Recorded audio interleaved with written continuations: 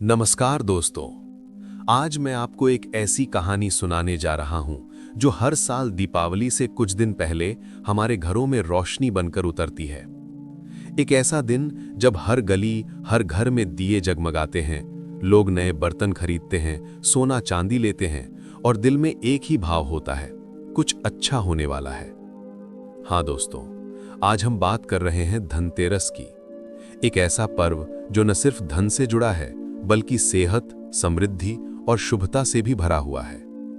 कहते हैं ना, त्योहार सिर्फ रस्में नहीं होते, वे हमारी सोच, हमारी परंपरा और जीवन की गहराई से जुड़े होते हैं। धनतेरस भी ऐसा ही त्योहार है। पर क्या आपने कभी सोचा है इस दिन को धनतेरस क्यों कहा गया? क्यों हम इस दिन कुछ नया खरीदते हैं?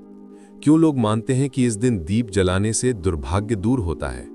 आइए आज इस कहानी के जरिए सब समझते हैं। बहुत समय पहले की बात है।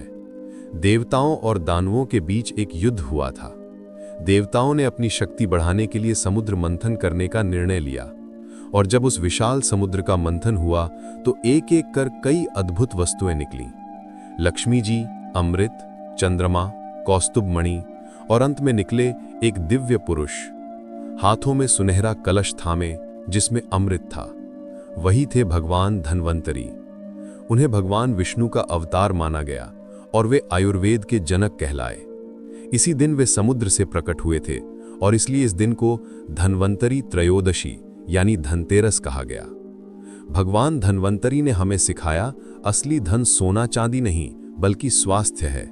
अगर तन और मन स्वस्थ हैं तभी सच्चा सुख संभव है।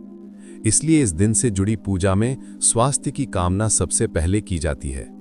लेकिन दोस्तों, ये तो बस शुरुआत थी। धनतेरस के साथ एक और बहुत ही प्यारी और रहस्यमयी लोक कथा भी जुड़ी है, जो हमारे गांवों और घरों में पीढ़ियों से सुनाई जाती आ रही है। कहानी कुछ यूं है। बहुत समय पहले हेमराज नाम का एक राजा था।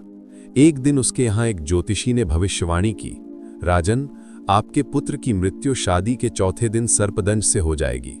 राजा दुखी हो गया, लेकिन भाग्य को कौन टाल सकता था। समय बीता, पुत्र बड़ा हुआ और उसका विवाह एक सुंदर राजकुमारी से हुआ। लेकिन वो राजकुमारी बहुत बुद्धिमान थी।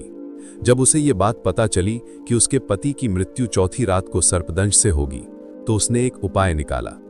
उसने उस रात अपने महल के चारों ओर बहुत सारे दीपक जला दिए। सोने चांदी के गहने, चांदी के सिक्के और बेशकीमती वस्तुएं कमरे के दरवाजे पर रख दी और खुद अपने पति को जगाए रखी।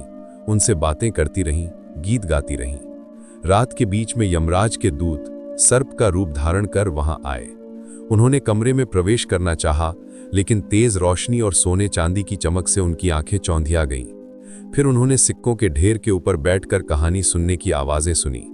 वो ठहर गए। धीरे धीरे समय निकल गया। सुबह हो गई और सूरज की पहली किरण के साथ सर्प लौट गया। राजकुमार जीवित बच गया और उस दिन से ये परंपरा शुरू हुई कि धनतेरस की रात घरों में दीप जलाए जाते हैं, ताकि अंधकार, मृत्यु और दुर्भाग्य पास ना आए। कहानी सिर्फ एक चमत्कार नहीं थी, उसमें छिपा था गहरा संदेश। रोशनी, जागरूकता और प्रेम की ताकत, यही असली धन है। दीपक केवल घर को नहीं बल्कि मन को भी उजाला देते हैं। दोस्तों, धनतेरस की एक और मान्यता है। इस दिन माता लक्ष्मी और भगवान कुबेर की पूजा की जाती है। लक्ष्मी जी समृद्धि का प्रतीक है और कुबेर देव धन के रक्षक हैं। लोग इस दिन नया बर्तन, सोना, चांदी या धातु की कोई वस्तु खरीदते हैं। कहा जाता है कि इससे घर में लक्ष्मी का आगमन होता है और साल भर धन का प्रवाह बना रहता है। लेकिन असली बात यह है कि ये खरीदारी केवल वस्तु के लिए नहीं होती, ये एक शुभ शुरुआत का संकेत होती है। हम नई चीज लाते हैं ताकि घर में नई ऊर्जा आए, नया भाग्य आए। धनतेरस के दिन की शाम सचमुच जादुई होती है। सूर्य ढलता है, आसमान पर हल्की सी ठंडक होती है और तभी हर घर में दिए जलते हैं।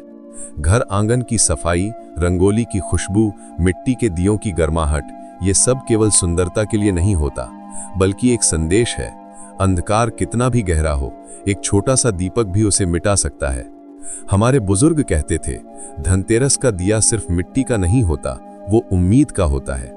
हर बार जब हम दीप जलाते हैं, हम अपने भीतर के डर, नकारात्मकता और दुख के अंधेरे को जलाते हैं। और अपने भीतर उजाला, शांति और नई शुरुआत की लौ जलाते हैं। आजकल लोग धनतेरस को सिर्फ खरीदारी का त्योहार समझने लगे हैं, लेकिन असल में ये दिन हमें सिखाता है, धन कमाना जरूरी है, पर उससे भी ज्यादा जरूरी है उसका सही इस्तेमाल। धन का अर्थ केवल पैसा नहीं, बल्कि प्यार, स्वास्थ्य और संतोष है। अगर आपके घर में खुशी, एकता और सम्मान है, तो आप दुनिया के सबसे अमीर इंसान हैं। इस दिन अगर आप कुछ खरीदें तो अच्छा है, पर अगर आप किसी जरूरतमंद को कुछ दे दें, तो समझिए आपने असली धनतेरस मना ली, क्योंकि असली धन वही है जो बांटने से बढ़ता है। धनतेरस हमें एक और चीज सिखाता है, सफाई। लोग घर की धूल साफ करते हैं, दीवारें धोते हैं, दरवाजों पर तोरण लगाते हैं। ये सब सिर्फ दिखावे के लिए नहीं होता। ये एक प्रतीक है कि जैसे हम घर का मैल साफ करते हैं, वैसे ही अपने मन का भी करें। पुरानी नाराजगियां, नकारात्मकता, ईर्ष्या, इन सब को बाहर निकालें, क्योंकि लक्ष्मी वहीं आती हैं जहां मन शांत, विचार सकारात्मक और घर पवित्र हो। सोचिए, कितना सुंदर संदेश है इस त्योहार में। धनतेरस की रात में वो सारे दीपक, वो हर छोटी लौ, जैसे कहती हो, उजाला फैलाओ, दिलों में खुशियां भरो। तो दोस्तों, इस साल जब आप धनतेरस मनाएं, सिर्फ सोना या बर्तन मत खरीदिए। थोड़ा सा समय अपने परिवार के साथ बिताइए, किसी गरीब को एक दीपक या खाना दीजिए, और सबसे जरूरी बात, अपने भीतर के दीपक को भी जलाइए, क्योंकि असली धन वो नहीं जो दिखता है, असली धन वो है जो महसूस होता है।